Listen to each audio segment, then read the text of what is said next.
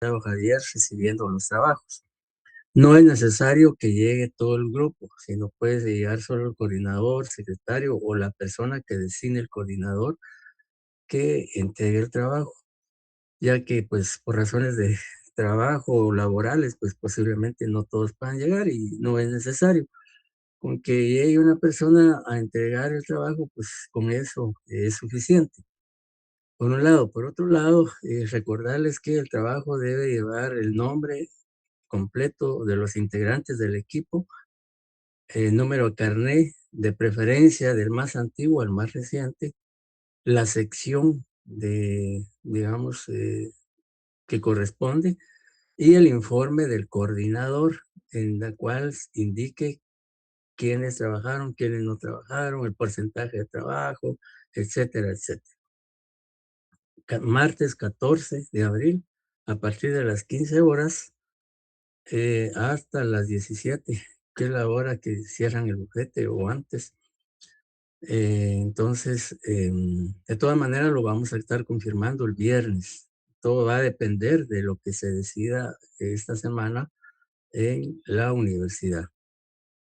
Entonces, esa es la información que se les da a conocer para que tomen en cuenta esta situación.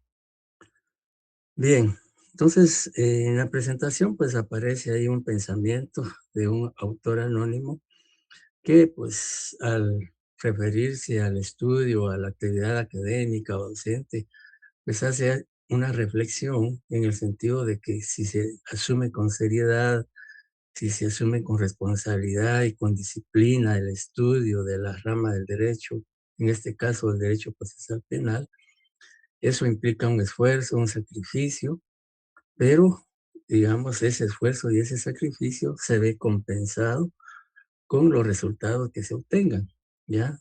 Es decir, en la medida en que se asuma con responsabilidad el estudio de una disciplina jurídica, en este caso el curso de Derecho Procesal Penal, pues naturalmente el esfuerzo va a ser mayor y el resultado pues también puede ser mayor.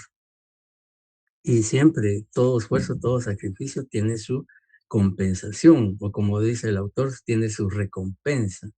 Hay resultados positivos, halagadores, etcétera, que es producto del mismo esfuerzo, la misma dedicación que cada uno de nosotros le imprime al estudio. Así es que compartimos pues ese pensamiento.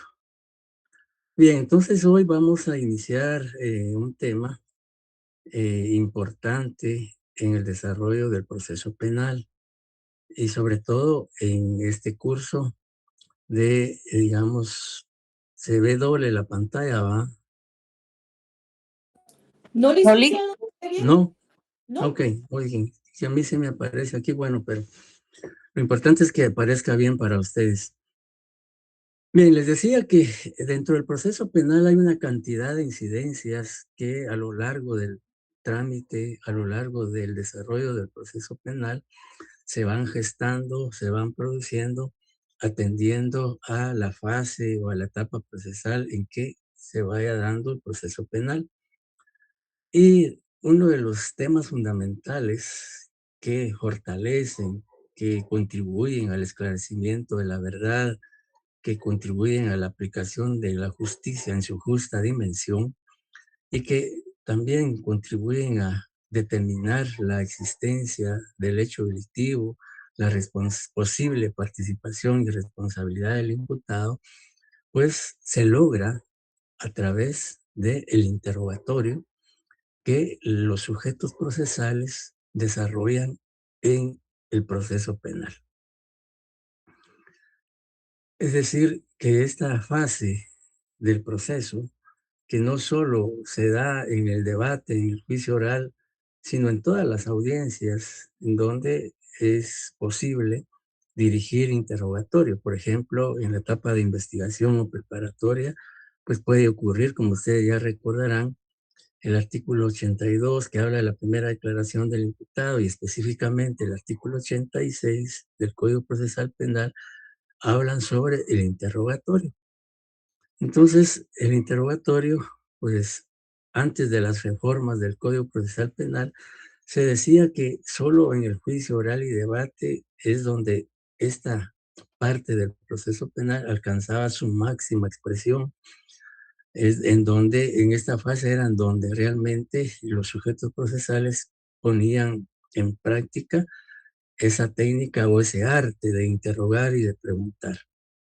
Hoy, pues ya no solo es el debate, sino les decía en la primera declaración, incluso en un anticipo de prueba de declaración de testigo o víctima, pues también puede darse el interrogatorio. Y no digamos en el debate o en el juicio oral y público. Entonces, reviste trascendencia jurídica y procesal el interrogatorio dentro del proceso penal. Y es el tema que vamos a abordar, iniciar, porque no vamos a agotarlo en una sola clase, pero por lo menos vamos a conocer no solo sus definiciones, digamos, las clases de interrogatorio, las preguntas que se pueden formular, etcétera, etcétera. Bien, entonces ya entrando en materia, el interrogatorio pues está regulado tanto en la Constitución Política de la República de Guatemala, en el artículo 9 y 16, y en el Código Procesal Penal, en el artículo 86, en el artículo 220, en el artículo 376 y 378, siempre del Código Procesal Penal. De manera que al concretarse o al materializarse el interrogatorio del proceso penal, tiene que circunscribirse, tiene que ceñirse, tiene que observar o cumplir los requisitos, las formalidades que establece tanto la Constitución como el Código Procesal Penal. De manera que un interrogatorio no puede ser antojadizo, no puede ser arbitrario, no puede ser sin formalidades, etcétera, sino que tiene que, digamos, como decía, cumplirse con todas las formalidades que tanto la Constitución como el Código Procesal Penal establece. No cabe duda que cada uno de ustedes tiene una noción, tiene ideas de qué es un interrogatorio. Si lo vemos desde el punto de vista corriente o desde el punto de vista general o común, pues sabemos que siempre cuando alguien quiere saber sobre determinada cosa, pues siempre interroga o pregunta. Pero en el campo penal, en el ámbito del derecho procesal penal y sobre todo dentro del desarrollo del proceso penal, pues ya el interrogatorio tiene una definición mucho más técnica, mucho más jurídica, eh, para, pues, sobre todo se trata, pues, de un tema trascendental, no solo en el derecho procesal penal, sino en todas las áreas del derecho, en lo laboral, en familia, en civil. Hoy en día, pues, se da mucho el interrogatorio. De manera que si yo le pregunto a Viviana Pérez, ¿qué cree usted o cómo definiría usted lo que es un interrogatorio dentro del proceso penal? No desde el punto de vista amplio, general, sino ya aplicado este concepto en materia procesal penal. Pues yo lo que pienso que es, licenciado, es la forma en la que el juez va a determinar si la persona es condenada o no, dependiendo pues de los hechos. Entonces tendría que saber cómo sucedió todo para en base a eso pues tomar una decisión. Sí, pero es cierto que a través del interrogatorio se pueden obtener informaciones importantes, pero ¿cómo podemos definir? Es cierto que el juez va a decidir en un momento dado en su sentencia con fundamento en todas las incidencias del proceso, pero fundamentalmente de las pruebas que se originan en el debate, es decir, las pruebas que se diligencian, que se fiscalizan, y pues al final el juez las valora para decidir si condena o absuelve, ¿ya? Pero en sí, ¿qué es el interrogatorio para usted? Eh, pues es una manera de obtener más información. Ujú, ya, gracias. Claudia Cifuentes. Buenas tardes, licenciado. Buenas tardes. Alimentando un poquito más lo que decía mi compañera Vivi, sí, tiene que ver como más o menos como una técnica, ¿verdad?, que va a utilizar que se va a utilizar en el juicio, donde hay como preguntas y respuestas, ¿verdad?, para obtener información relevante de que el testigo o los peritos o el sindicado eh, van a tener que responder, ¿verdad?, con esto pues como decía Vivi, ir obteniendo más información, ¿verdad?, de lo que ocurrió. Ajá. Muchas gracias. Bien, en efecto, sí, obviamente, el interrogatorio, como decía Claudia, es un arte, ya, y así lo conceptualizan la mayoría de autores que escriben sobre esta, digamos, incidencia, o podríamos decir esta forma o fase que se desarrolla en el proceso penal. ¿Alguien más quisiera aportar más ideas al respecto? Licenciado, yo pienso que sería una forma de indagar más como a profundo, ¿verdad? De manera de la misma manera que uno pregunta, a la forma que conteste, como confirmando las pruebas, ¿verdad? Ujú, perdón. En efecto, sí. ¿Se ve la presentación? Ya no, licenciado, ya no se ve. No. Ya no se ve. Permítame, no No, entonces. No, licenciado, no se ve, ¿Perdón? no se puede ver la presentación.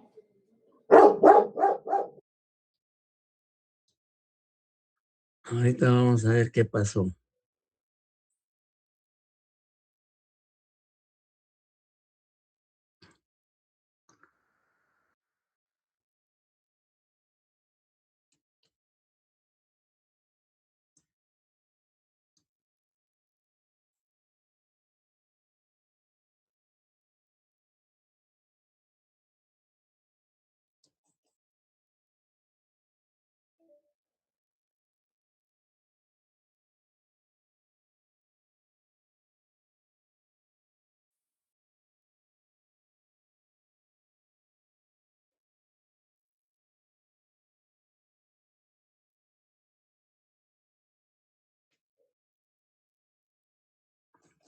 Si es que, permítanme, vamos a ver qué pasó. Tampoco se ve ahorita. No, licenciado. Bueno, me voy a salir un segundito para ver cómo soluciono el problema. Disculpen.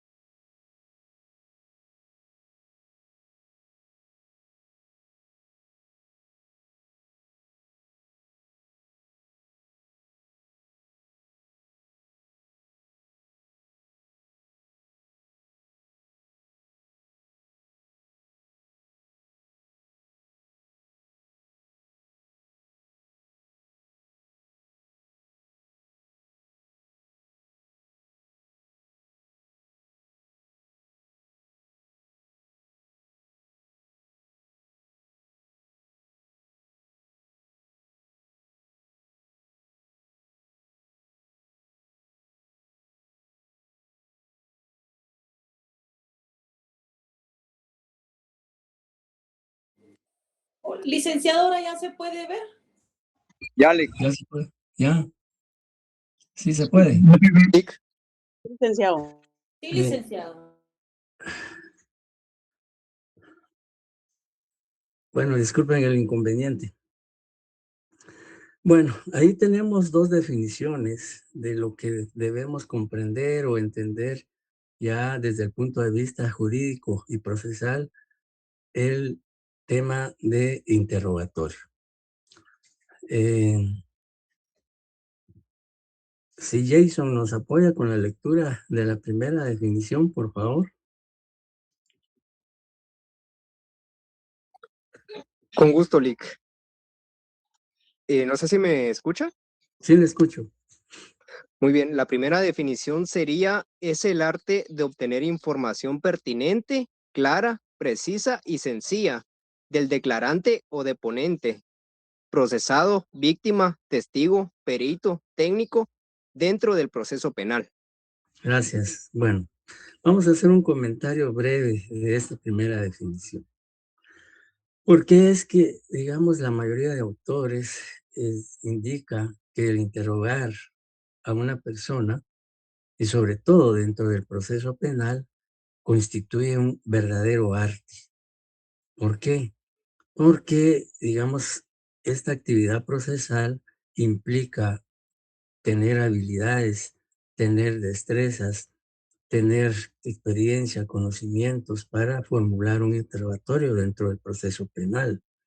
Sobre todo si se pretende, digamos, a través del interrogatorio, probar la teoría del caso, en este caso del fiscal o del defensor, y, por supuesto, incorporar al proceso penal información, como dice la definición, información pertinente.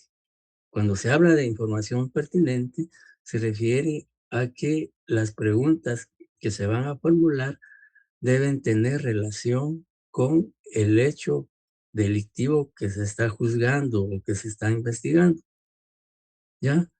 Porque no se va a obtener una información que no vaya a constituir ningún aporte, ninguna utilidad para el esclarecimiento de la verdad. Y entonces, la información debe ser pertinente, es decir, que debe ser una información que se relacione con el hecho que se está discutiendo en el proceso penal. También debe ser el interrogatorio claro, ¿ya? Es decir, con términos comprensibles, con términos sencillos, que el declarante, el testigo, víctima o quien sea quien esté interrogando entienda las preguntas, comprenda las preguntas y que las pueda responder sin mayor dificultad, sin mayor complicación. Y también debe ser precisa el interrogatorio. Es decir, no debe ser ambiguo, no debe ser, digamos, un interrogatorio que no tenga ninguna dirección, ninguna orientación, sino que debe ser concreto y preciso. Y ya dijimos, y sencilla, porque recordemos que puede ser que el testigo que está declarando sea una persona que no tenga mayor instrucción, mayor educación. Y entonces hay que descender al nivel de la capacidad de comprender y de responder de esta persona. Entonces, por eso es que se dice que es un arte, ¿ya? Y recordemos nosotros que todo arte requiere no solo conocimientos, requiere experiencia, requiere habilidad, destreza para poder desarrollar. Y el interrogatorio precisamente eso es. ¿Qué dice la segunda definición, Jonathan Estuardo o Stuart? Dígame, licenciado. Por favor, apóyennos con la lectura de la segunda definición. Muy bien, licenciado.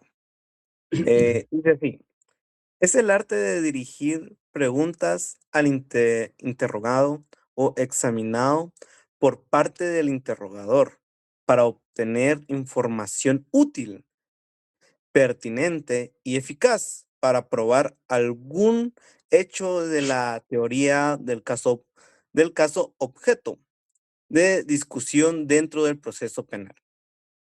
Muchas gracias. Pues bien, esta segunda definición también vuelve a ratificar o reafirmar que es un arte. Algunos dicen que es una técnica, ¿ya? Pero realmente al hablar de arte, pues lleva, según en mi visión, lleva implícito técnica, porque para realizar un interrogatorio hay que tener técnica también, ¿ya?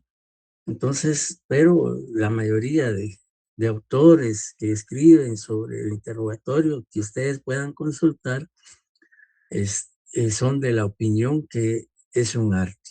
Y como les decía, pues ese arte también implica tener metodología, tener técnica, saber conducir, saber dirigir un interrogatorio.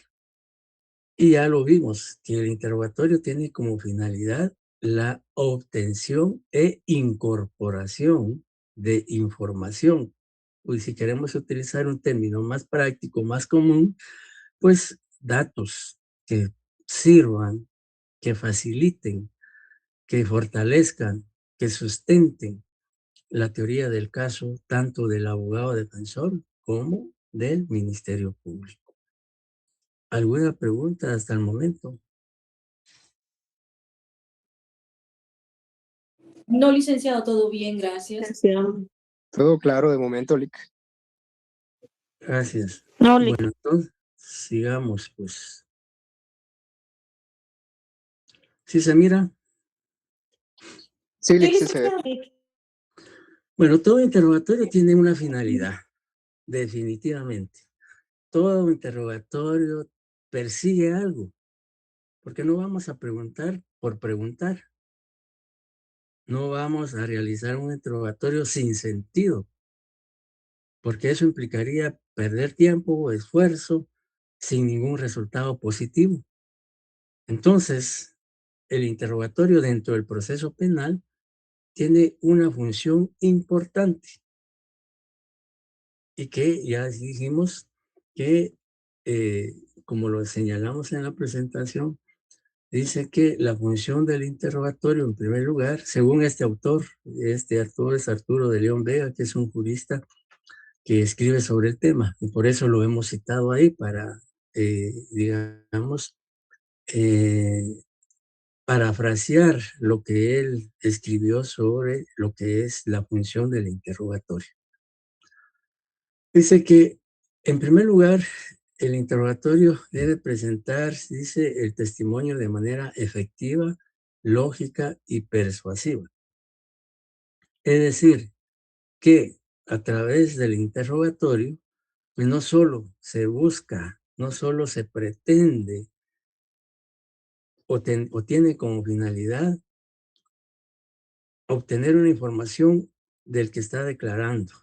Es decir, como decíamos anteriormente, puede ser un testigo, puede ser la víctima, el imputado, un perito, un técnico, toda aquella persona que ha sido citada al proceso penal en una audiencia o sea un debate para que declare lo que le consta, lo que sabe sobre el hecho delictivo, sobre la participación y responsabilidad del imputado, etcétera, etcétera. Pero presentar ese testimonio no significa, digamos, la pretensión es que realmente ese interrogatorio sea eficiente, sea efectivo, que logre el cometido por medio del cual se trató, en este caso, si se va a presentar un testigo, por ejemplo, el Ministerio Público va a presentar un testigo presencial sobre el hecho delictivo, la participación del imputado, etcétera, pues obviamente él tiene que pensar, el fiscal, qué preguntas le va a formular al testigo para que esas respuestas sean efectivas, sean eficaces y que realmente robustezcan o, digamos, fortalezcan su teoría del caso. Pero además de perseguir una digamos, respuestas efectivas, pues también hay que usar la lógica para poder saber interrogar, porque no se va a hacer un interrogatorio desordenado, un interrogatorio sin sentido, sino que tiene que ser coherente, tiene que ir entrelazado. Por eso se dice que es importante también aquí emplear la lógica jurídica y la lógica en general. Y sobre todo, el interrogatorio dice que debe ser persuasivo, es decir, que a través del interrogatorio se logre obtener información útil y que esa información convenza al juez o al tribunal de lo que el testigo o la víctima o el perito o el técnico está declarando. Porque esa es precisamente una de las finalidades del interrogatorio. Porque decía yo anteriormente, no tiene sentido dirigir una cantidad de preguntas si el resultado no va a ser efectivo. Si al final todo lo que dijo el testigo no nos va a servir para nada, eh, para demostrar lo que pretendemos a través de ese interrogatorio. Y también dice este autor que a través del interrogatorio se obtiene del declarante toda la información necesaria y útil para acreditar el hecho punible investigado. Es decir, que a través de un buen interrogatorio que formule tanto el fiscal como el abogado defensor, pueden obtener respuestas o resultados positivos que favorezcan, en este caso, la hipótesis del fiscal, la teoría del caso del fiscal, a través de ese interrogatorio.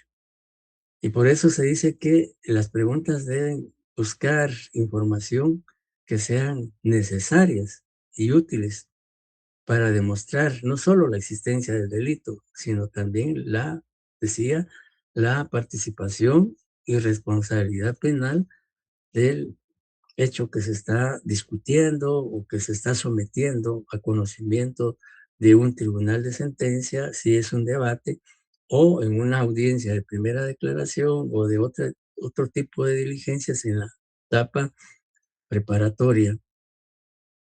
Entonces, eso es lo que se persigue o es una de las finalidades del interrogatorio. Y cuando se dice que el interrogatorio debe ser efectivo, dice este autor que el testimonio debe lograr comprobar la teoría del caso. Por ello debe ser conciso, preciso y evitar toda información superflua. Es decir, que toda aquella información que no sea útil, que no sea necesaria, que no sea pertinente para sostener la teoría del caso, pues no se deben formular preguntas en ese sentido. Entonces, y para que un testimonio sea efectivo, pues obviamente tiene que tratar de probar a través de ese interrogatorio, como se dice aquí, la teoría del caso. Por ejemplo, si el fiscal en el debate está discutiendo, se está juzgando al imputado por un delito de asesinato, y pues el fiscal a través del interrogatorio y según la hipótesis del fiscal que sí es un asesinato porque hubo una premeditación, hubo una alevosía, hubo ensañamiento, etcétera, cualquiera de las agravantes que tipifican el delito de asesinato, pues entonces él tendrá que dirigir un interrogatorio tendiente a probar que se trata de un asesinato. Por ejemplo, tendrá que, a través de un interrogatorio, tratar de obtener información que determine que en efecto hubo un ensañamiento, por ejemplo, como agravante que tipifica el delito de asesinato. Y también lograr cómo probar a través de un interrogatorio la participación y responsabilidad del imputado en ese hecho delictivo. Lógico, el interrogatorio pues también debe ir de manera coherente, como decíamos, técnicamente bien formulado. Entonces se dice que el interrogatorio debe presentar un testimonio que contenga un relato coherente de los hechos. Porque pudiera ser que el testigo al declarar no fue coherente en su declaración. Entonces, a través del interrogatorio se puede lograr reconducir esa declaración, es decir, a través de las preguntas que formule el fiscal o el defensor según el caso. Así será entonces la información que se obtenga. Y, por supuesto, todo debidamente entrelazado, como dice el autor, que sean coherentes las preguntas y que destaquen puntos importantes, puntos trascendentes, puntos esenciales. Por ejemplo, dicen destaquen los puntos claves del testimonio para fijarlo claramente en la memoria del tribunal. Por ejemplo, pensemos que el testigo en su declaración manifestó que el acusado él lo vio en la escena del crimen como el autor del asesinato. Entonces, dirigir preguntas en ese sentido de que el testigo, a través del interrogatorio, el fiscal logre que el testigo nuevamente indique que el acusado sí estuvo presente en la escena del crimen. Y eso, pues, si logra el fiscal a través de su interrogatorio esos extremos, pues obviamente el tribunal que está fiscalizando el interrogatorio, que está dirigiendo el interrogatorio, que está atento a ese interrogatorio, pues va a quedar en la memoria, en la mente del tribunal, las respuestas que manifestó el testigo. Y aquí también lo importante que decíamos anteriormente, que sea convincente, que esas respuestas logren convencer al tribunal de la existencia del delito, que en efecto se trata de un asesinato porque concurre el agravante y porque se probó a través del interrogatorio y otras pruebas, por supuesto, que se van a producir en el debate. Entonces, a través de eso se puede convencer al tribunal, no solo de la existencia del delito, sino también de la participación y responsabilidad penal del acusado, para que al momento de valorar las declaraciones, el tribunal pues les dé un valor efectivo a esas declaraciones. Es decir, les dé un valor probatorio. Y puede también ocurrir lo contrario. Si no se formula un interrogatorio eficiente y el tribunal no se convence de las respuestas del declarante, pues también el resultado puede ser adverso. Entonces, como ustedes pueden apreciar con lo poco que ya hemos analizado, que este es un tema importante, determinante, para que el juez de sentencia o el tribunal de sentencia tenga elementos suficientes y convincentes al momento de emitir su sentencia. Si se trata de un juicio oral y público o debate, o bien cualquier otra resolución judicial que dicte en otra etapa del proceso. Por ejemplo, en la etapa de investigación o preparatoria, en la primera declaración del imputado, cuando si él declara y es sometido a interrogatorio, pues al final el juez tiene que resolver la situación jurídica de esta persona y pues si se formuló un buen interrogatorio, pues el fiscal podrá obtener la resolución que él pretendía, igual que la defensa. Entonces, todo va a depender de cómo se formule el interrogatorio. ¿Dudas o preguntas hasta el momento? No, licenciado, muchas gracias. Claro, Gracias. Bueno, entonces vamos a ver qué preguntas pueden dirigirse en un interrogatorio, tanto para cualquier persona que va a declarar, porque no puede permitirse que se dirijan preguntas que la ley prohíbe, que la ley no permite. Si veamos el que dice el artículo 300, perdón, el artículo 86 del Código Procesal Penal, que alguien nos apoye con la lectura de ese artículo. Muy bien, licenciado. ¿Cuál artículo dijo, perdone? El 86. 86. Muy bien.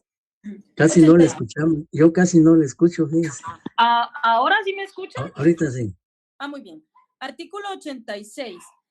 Interrogatorio. Las preguntas serán claras y precisas. No están permitidas las preguntas capciosas o sugestivas y las respuestas no serán instadas perentoriamente.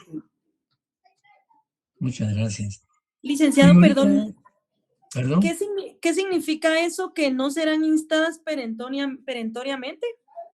Ajá, eso quiere decir que no se le puede al testigo, digamos, apremiarlo o exigirle que conteste de manera rápida, de manera, de decir, al dirigirle la pregunta, no decirle al testigo, bueno, conteste rápido o algo así, ¿verdad?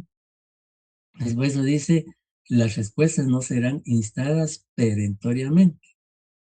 Es decir, que no pueden, digamos, al testigo exigírsele que conteste inmediatamente, salvo que se tome mucho tiempo para contestar, pues entonces el juez le dirá, bueno, conteste la pregunta, pero en un tiempo prudencial. Entonces, a eso se refiere, ¿no? Que dice que no puede el testigo apremiársele o exigírsele o que él concluya las respuestas. Gracias, licenciado.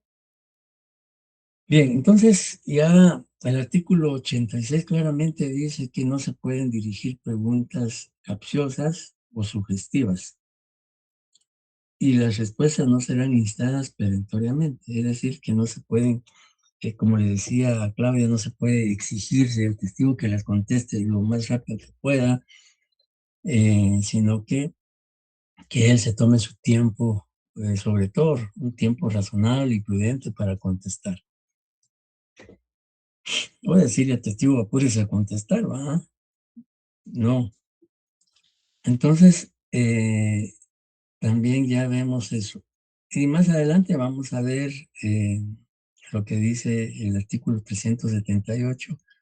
También establece ya en el debate propiamente, también prohíbe que no se pueda, o tal vez sería conveniente que lo leyéramos de una vez, artículo 378 del Código Procesal Penal. Y sobre todo bueno, sería bueno leer todo el artículo, no solo la segunda parte donde está la prohibición. El 378 sería. Por favor. Artículo 378, examen de testigos y peritos. El presidente identificará al testigo con su nombre y el documento personal que lo identifique válidamente e inmediatamente concederá la palabra a la parte que lo propuso para que lo examine sobre idoneidad, hechos y comparecencia al tribunal. Seguidamente concederá la palabra a los demás sujetos procesales para que lo examinen o contraexaminen. El presidente del tribunal moderará el interrogatorio y no permitirá que el testigo o perito conteste a preguntas capciosas e impertinentes. La resolución que sobre ese extremo adopte será recurrible, decidiendo inmediatamente el tribunal. Muchas gracias. Pues ahí vemos qué preguntas prohíbe el Código Procesal Penal que se puedan dirigir en un interrogatorio, sea testigos, peritos, técnicos, víctima, acusado, etcétera, etcétera. Bien, en cuanto a las preguntas, doctrinaria, el código pues solo habla de 4, ¿verdad? Pero doctrinariamente existe una serie de preguntas que no se permiten. En muchas legislaciones pues son más amplias las prohibiciones. Sin embargo, pues vamos a ver así algunas preguntas, cuáles pueden dirigirse, y ya vimos el Código Procesal Penal, cuáles no se pueden dirigir y en qué consiste cada una de estas preguntas. Pero primero, pues, debemos responder o qué debemos entender por preguntas. Y pues se dice que las preguntas son medios o mecanismos que las partes emplean para extraer e incorporar información fáctica de quien se interroga, testigo, peritos, y sustentar la teoría del caso. Es decir, que un interrogatorio no puede desarrollarse sin que no se formulen preguntas. Pues la esencia del interrogatorio es la formulación de preguntas y la obtención de respuestas. De manera que,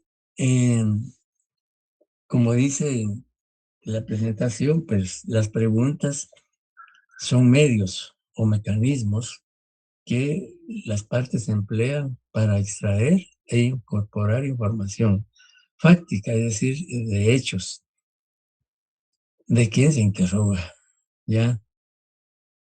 Entonces, pues obviamente, siempre que nosotros formulemos alguna pregunta, vamos a obtener una respuesta, ¿ya?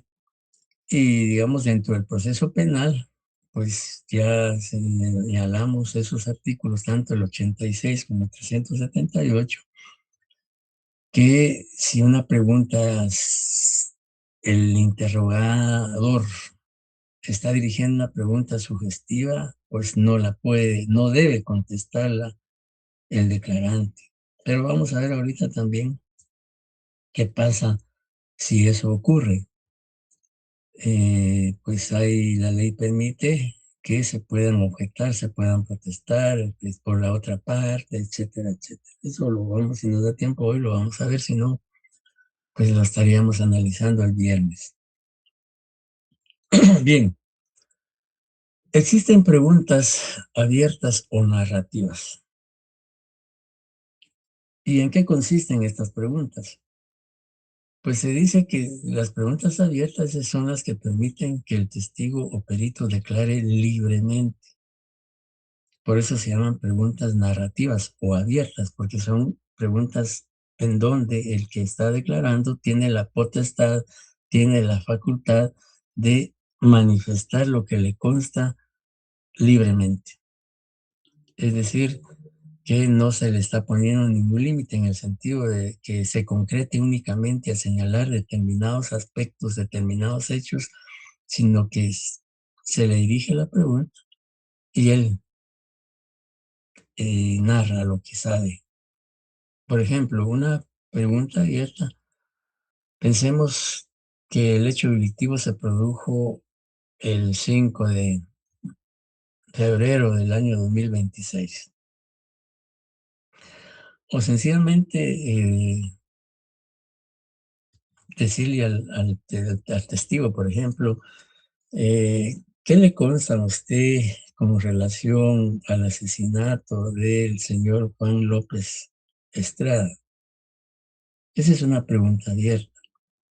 O sea, se le está preguntando a él qué le consta sobre el asesinato de la víctima. Entonces él comenzará, bueno, a mí lo que me consta es que el día 5 de marzo de 2026, a eso de las 23 horas aproximadamente, yo me encontraba en el lugar del hecho y pues presencié esto, aquello, etcétera, etcétera. Él empieza a narrar, él empieza a exponer todo lo que le consta de ese hecho. Sí, Claudia.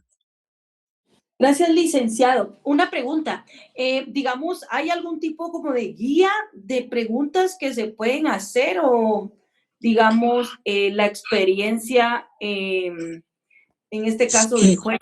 Digamos, existen algunos textos que le dan, pues, por ejemplo, todas estas preguntas que estamos viendo muchos autores en sus textos la comentan, que son las preguntas más comunes que se hacen. Ahora, en cuanto a una guía, pues eso ya va a depender de la experiencia, del conocimiento, de la técnica, del arte, del fiscal o del defensor. Él, digamos, si va a interrogar a un testigo, primero tiene que analizar qué le interesa saber que el testigo diga.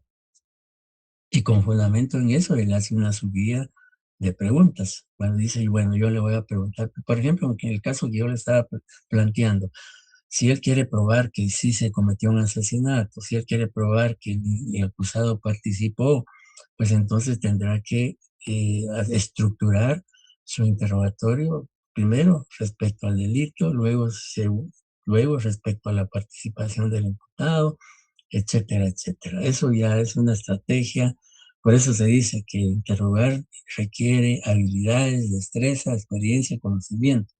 Entonces, la guía, esa la hace uno al momento de que antes del interrogatorio. Ya antes del interrogatorio tengo que saber qué debo preguntar, cómo voy a preguntar, por qué voy a preguntar, para qué voy a preguntar.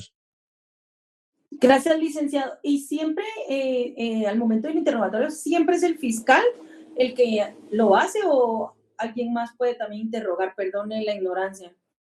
No, por supuesto, en un juicio oral y público tendrá que ser el fiscal y el defensor, y si hay querellante, el querellante y su abogado.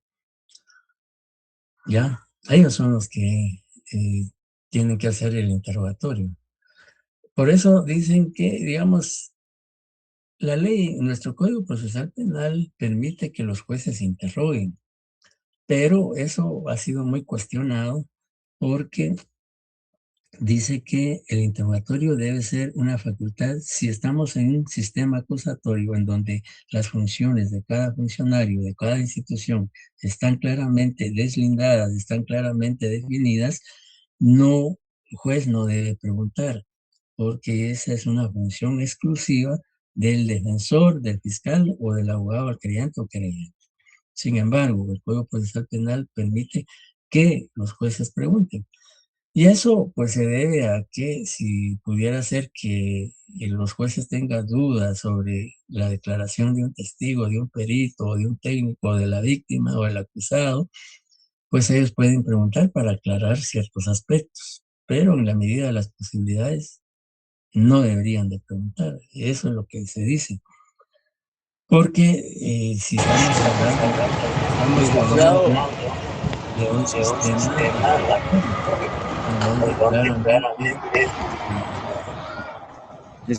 en donde claramente se establece de manera independiente. Por favor, tiene su micrófono. Rick, buenas noches. Yo creo que el compañero Kevin Barnes le quiere hablar. ¿Perdón? Sí, buenas noches. Gracias, compañera. Sí, licenciado, creo que estaba mal ahí. Tenía una pregunta, perdón que lo interrumpa. ¿Hay un límite de preguntas mínimas? Pues no considero, pero máximas considero que sí, pero pregunto. Mire, el Código Procesal no establece que, digamos, un número determinado, por ejemplo, que el código diga, bueno, solo se pueden dirigir 20 preguntas, por ejemplo. No. El interrogatorio es libre, sin embargo, el juez, que es el que dirige el interrogatorio, el juez que es el que, digamos, fiscaliza el interrogatorio, sí, en un momento dado puede decir, mire, ya suficiente, ¿verdad? O ya quedó claro, qué sé yo. Porque eso también no puede permitirse que se pregunte y que no pare el que está interrogando, que póngale que se lleve una hora solo preguntando y a veces preguntando lo mismo.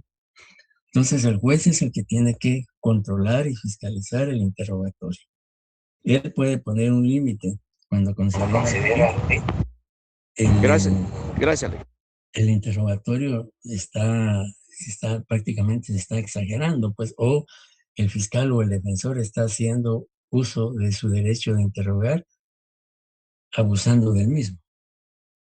Pero el Código Procesal no establece expresamente cuántas preguntas se pueden dirigir, pero sí el juez puede limitar.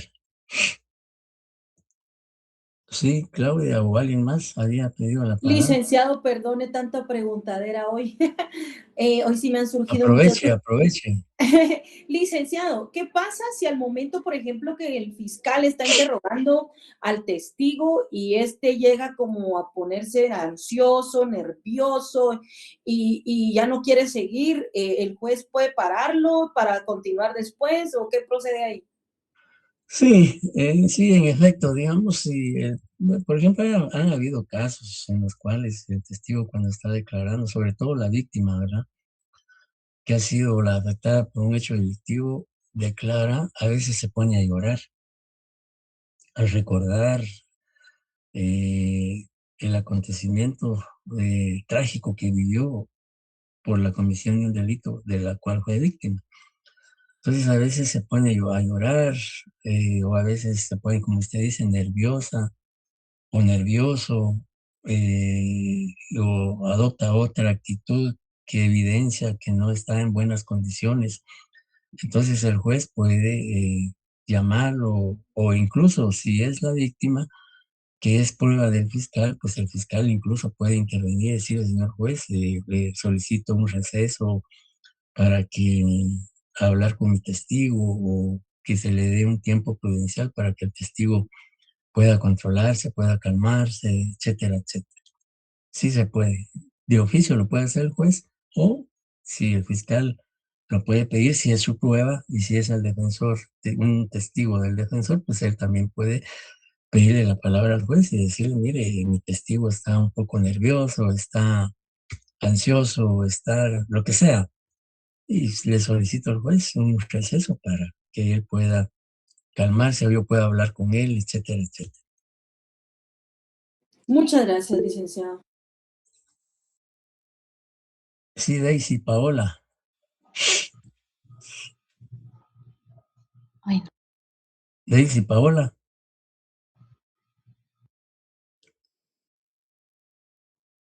No la escucho. Me levantó la mano, pero no formula la pregunta, no me está interrogando. Bien, entonces esa es una pregunta abierta. Va a decirle, mire, exponga qué le consta el hecho delictivo o qué le consta a usted sobre la muerte de la víctima o cosas buenas así. noches. Sí, Buenas noches. Disculpe, se me trabó el micrófono, ya no pude abrirlo. Sí tenía una pregunta, no sé si lo mencionó, pero el testigo de que uno de los, por ejemplo, ya sea el fiscal o el abogado defensor, puede ser utilizado por ambos. sí, eso vamos a ver en un momentito. Ah, gracias. Vamos a ver en un momentito el interrogatorio directo, el contrainterrogatorio, etcétera, etcétera. Si nos da tiempo. Entonces, sí, ese es un tema que sí se puede y lo vamos a explicar cuando veamos el interrogatorio directo, el interrogatorio cruzado o contrainterrogatorio e incluso en algunas legislaciones se permite el reinterrogatorio. Bien, entonces, y luego hay unas también preguntas introductorias, ¿no? Y estas, según la mayoría tratadista, dice que eh, cambian el tema o refieren el paso a otro aspecto del relato bajo examen. Por ejemplo, si en interrogatorio el fiscal o el defensor están haciendo su interrogatorio sobre la escena del crimen o sobre la participación del imputado en el hecho delictivo, pero como consecuencia de la respuesta que da el que está siendo interrogado, surge un tema que es para darles, digamos, aclararlo, pues entonces se puede pasarse a otro aspecto que no sea lo que realmente él está investigando, pero que sí es útil para la investigación porque el testigo aportó un dato o una información importante y hay que aprovechar esa información formulándole una pregunta que es diferente a lo que se está juzgando. Por ejemplo, si el interrogatorio está versando sobre la participación, pero surge un tema a raíz de la respuesta del testigo, pues entonces se puede formular ahí de una vez la pregunta para dejar claro y que no se vaya a perder esa información. Preguntas de seguimiento. Estas pues más que todo orientan a obtener información más precisa sobre algo ya declarado. Ya, imaginemos que el testigo ya declaró que sí vio en la escena del crimen al acusado el día de los hechos. Él ya lo dijo, pues, ya. pero que el que está interrogando, en este caso, si es el fiscal, su testigo, entonces, y que él considera de que no era suficiente que él dijera que el acusado estuvo en la escena del crimen el día de los hechos, pues entonces puede formular otras preguntas. Por ejemplo, si el testigo dijo, sí, yo estaba en la escena del crimen y me vi o aprecié que el hoy acusado fue el que le dio muerte a la víctima, por ejemplo, y que solo eso diga. Bueno, entonces él le podría decir, bueno, dígame usted de qué forma el acusado le dio muerte a la víctima. ¿Vio usted que utilizó algún arma o algún objeto para causarle la muerte? ¿Qué hizo usted después? Etcétera, etcétera. Entonces son preguntas de seguimiento. Sí, Claudia. Ay, licenciado, perdone, ya no lo vuelvo a molestar. No se preocupe, para eso estamos. Gracias. Mire, fíjese que todo esto que hemos estado hablando y lo que estamos leyendo en el código y todo, aplica para interrogatorio, digamos, para testigos y peritos, ¿verdad? Sí. ¿El interrogatorio no aplica para el sindicado o tiene otro nombre? No, el interrogatorio es para sindicado, víctima, testigo, Bueno. perito, técnico, para cualquier persona que ha sido a llamar a declarar. Muy bien. Mire, y en este caso, por ejemplo, el momento que se le estás haciendo interrogatorio al sindicado, digamos, no hay como alguna evaluación psicológica o algo, por ejemplo, al momento le pongo este ejemplo que es lo que se me viene a la mente, como cuando una persona se hace, ¿cómo se llama el examen que le hacen a uno de las mentiras? El polígrafo. Un polígrafo, ajá, y entonces está uno y que le detecta que uno se pone nervioso, o así, entonces dice, está mintiendo.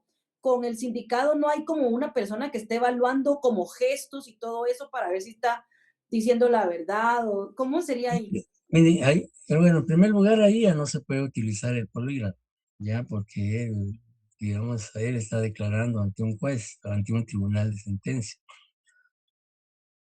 La forma para establecer si un testigo, perito o técnico está mintiendo, pues ahí es donde entra las habilidades y las destrezas por ejemplo, si un testigo que presentó el fiscal o el defensor y el fiscal cree que están mintiendo, pues entonces hay que dirigir preguntas para establecer y probar que él está diciendo mentiras, que está faltando la verdad, por un lado. Por otro lado, recuérdese que ya en algún momento dijimos que todo testigo debe ser protestado de acuerdo al artículo 219 del Código Procesal Penal. Y cuando es protestado se le hace la advertencia de que si miente al declarar va a ser sometido a proceso penal por falso testimonio. Y eso al final, si se logra probar que él mintió, al concluir el debate, el juez en su resolución ordena que se certifique lo conducente contra este testigo por falso testimonio y que el Ministerio Público lo investigue por falso testimonio. Y si prueban que sí mintió, pues en su momento se le iniciará proceso penal. Y si se prueba en un juicio que él mintió, pues otro juicio, por supuesto, va a ser condenado. ¿Ya? Y por un lado. Por otro lado, también recuérdese que en un interrogatorio el juez lo está fiscalizando y también las otras partes están fiscalizando ese interrogatorio. Entonces, es fácil a veces, o tal vez no tan fácil, detectar cuando un testigo está faltando a la verdad. Y puede ser que se ponga muy nervioso, muy ansioso, no levante la cara al contestar, evada, trata de evadir las preguntas, etcétera. Entonces, hay técnicas y formas de cómo establecer o determinar si un testigo está mintiendo o no está mintiendo. Pero ahí, al final, el juez, al momento de dictar su sentencia, va a valorar esa declaración. Si el juez considera que el testigo mintió, aparte de certificarle lo conducente por falso testimonio, no le va a dar valor jurídico probatorio a esa declaración. Es decir, el juez la desecha, no le da valor jurídico probatorio. No sé si eso... Sí, gracias, licenciado. Daisy. Sí, buenas noches nuevamente. Ah, Tenía dudas sobre la cuestión esa, sobre cuando eh, son otros, o sea, son otras personas que intervienen como testigos. A otra vez en otra clase de penal, nos mencionaban de que hay personas de que se dedican a ser testigos, pero trabajan así ajá, como ajá, diciendo, o sea, eso se dedican a mentir en los juicios. ajá. Mire, eso era muy usual en el sistema anterior. Eso era muy usual en el sistema inquisitivo. Y eso es cierto.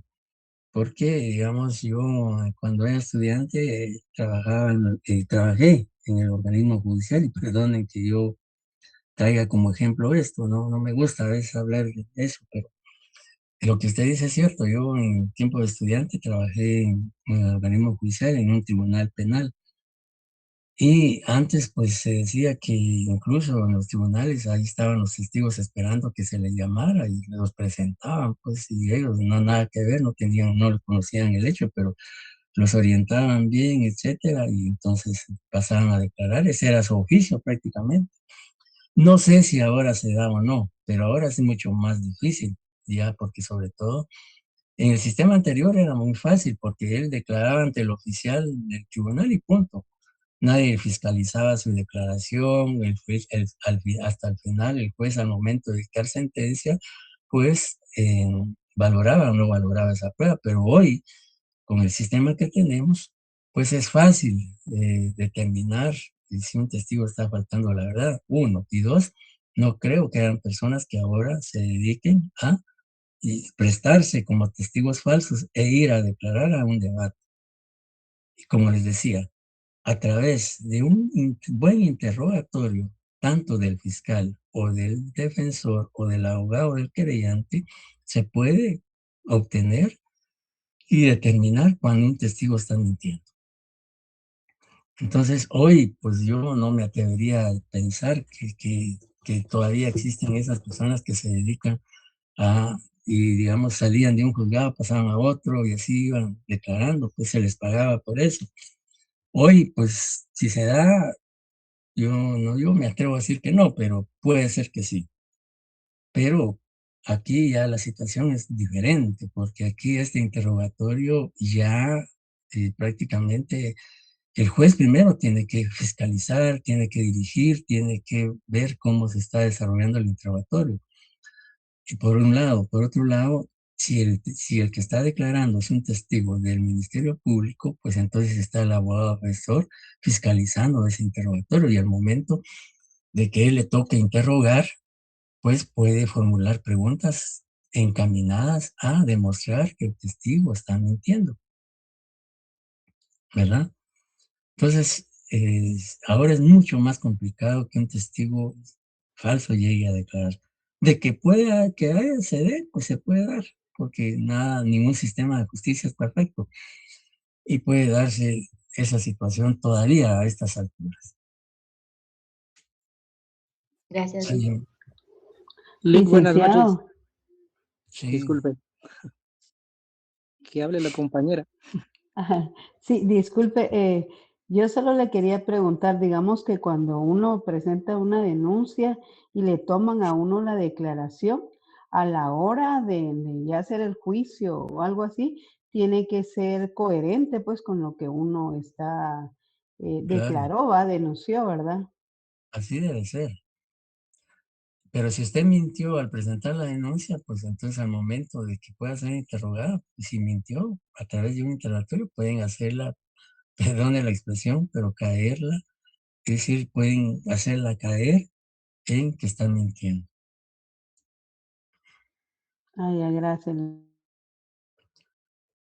Lic, una duda, bueno, tal vez no en el sentido de que esté mintiendo, probablemente, pero y si un testigo a la hora de declarar duda, digamos, tal vez en su primera declaración dijo unas cosas, pero ya después cuando ya llega le están preguntando cosas y empiece a dudar, va, eso, digamos, ya va a depender igualmente probablemente de El los peritos interrogatorio, en el interrogatorio, si le sí, sacan digamos, los peritos le sacan que sí está mintiendo o está dudando o está favoreciendo al sindicado, podría, digamos, esa duda beneficiar al sindicato, o si pueden sacarle, se podría decir que la verdad. Bueno, digamos, tal vez nos vamos a adelantar un poco, porque esto lo vamos a analizar cuando veamos ya lo que es el desarrollo de un juicio de debate.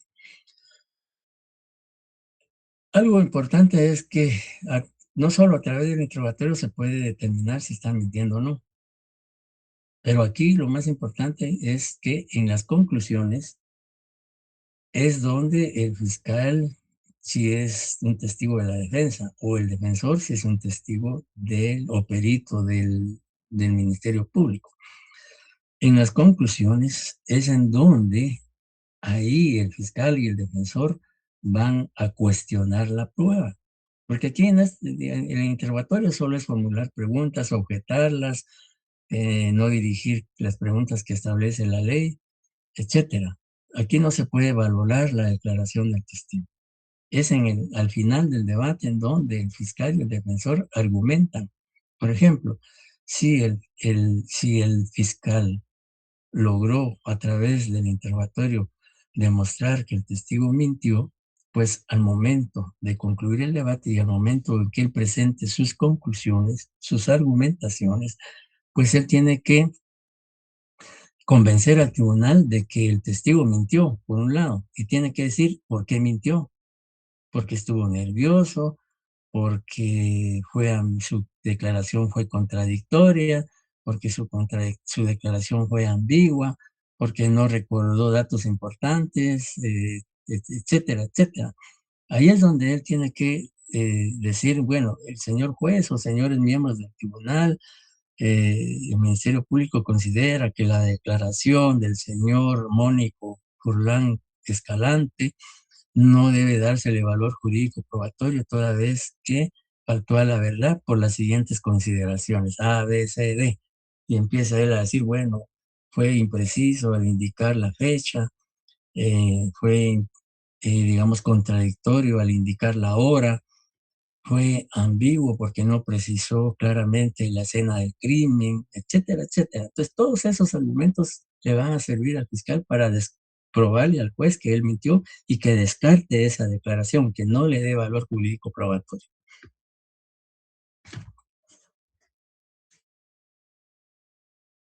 Bien, ¿hay más preguntas o no?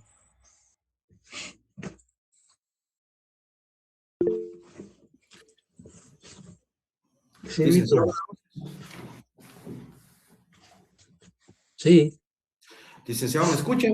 Solo con una inquietud. ¿Sería tan fino al terminar la clase nos pueda regalar unos 2-3 minutos con nuestro grupo, unas 3 preguntas relacionadas al trabajo? Si solo voy a terminar esta porque ya son las 51 y entonces... Yo también quisiera, licenciado, perdone. Permítanme terminar y con mucho gusto, antes de terminar, les voy a dar la palabra para eso. Bien, les decía que eran preguntas de transición. Digamos, ya acá lo dijimos que permiten ubicar dentro de la declaración momentos de tiempo y lugares a las partes. Entonces, podemos dejar hasta ahí y todavía nos faltan una serie de preguntas, todo lo que es las objeciones, etcétera, etcétera. Y entonces vamos a continuar el viernes con el tema. Y también el viernes les vamos a informar, si depende qué es lo que se resuelva esta semana, si seguimos virtual o presencial, y reiterarles pues todo lo que al inicio dije, que el trabajo la vamos a recibir el martes 14, a partir de las 3 de la tarde en el Bufete Popular, 9ª calle 1339, zona 1, la Ciudad de Guatemala. Puede llegar solo el coordinador o el secretario o el compañero que deciden a entregarlo, porque tenemos que recibirlo antes del segundo parcial. Sí, entonces ahora el consejo, si ya no hay más preguntas con relación al tema, entonces les vamos a dar la oportunidad a Mito y a Claudia para que, o no sé quién pidió la palabra respecto al trabajo. Gracias, licenciado, por la oportunidad. Casi no le escucho. Gracias por la oportunidad, digo, ¿sí me escucha? Sí, un poco. Ok, ok. No tan claro, pero sí, dígame. Bien, buenas noches. Quiero, para empezar, 3 preguntas puntuales, licenciado, y un comentario. El primero, pues agradecerle, para empezar, agradecerle por la designación del fiscal licenciado Minas, que creo que ha trabajado con su persona. Hemos estado platicando relacionado al trabajo y pues ya dio una revisada al mismo. Entonces, ese es un comentario. Ahora, en cuanto a las 2 preguntas o 3 principales, sería la siguiente, licenciado, es en cuanto hasta dónde hay que entregar el trabajo para el próximo martes. Si bien es cierto, tenemos un listadito que llega hasta el 2.13, pero nosotros en algún momento tenemos algunos documentos que no están ahí. Entonces, llevamos como 30 y pico de hojas más o menos documentadas. Dentro de esas tenemos medios documentales, medios testimoniales y periciales. Entonces, el licenciado Minas me decía, mire, eso es, no le puedo decir que ponga esto, esto y eso, porque depende cabalmente de lo que usted decía hace un momento, sino depende de la experiencia del fiscal o quien lleva el caso. Entonces, aquí estamos viendo en el listado que nos pasaron, estamos hasta la parte conclusiva que presenta el Ministerio Público. Entonces, esa era mi duda concreta, si tenemos que llegar hasta ahí, considerando que en la primera clase que se dio el 26 de enero se había dicho que solo era la primera etapa. ¿Ya? No, nunca dije yo primera etapa. Dijimos, incluso la metodología que se le dio, ahí está claramente cuál es la estructura. Hay que cumplir con la etapa preparatoria, hay que cumplir con la etapa intermedia y hay que cumplir hasta ahí, hasta la etapa intermedia. Entonces, el trabajo concluye con lo que establece el artículo 343, 344.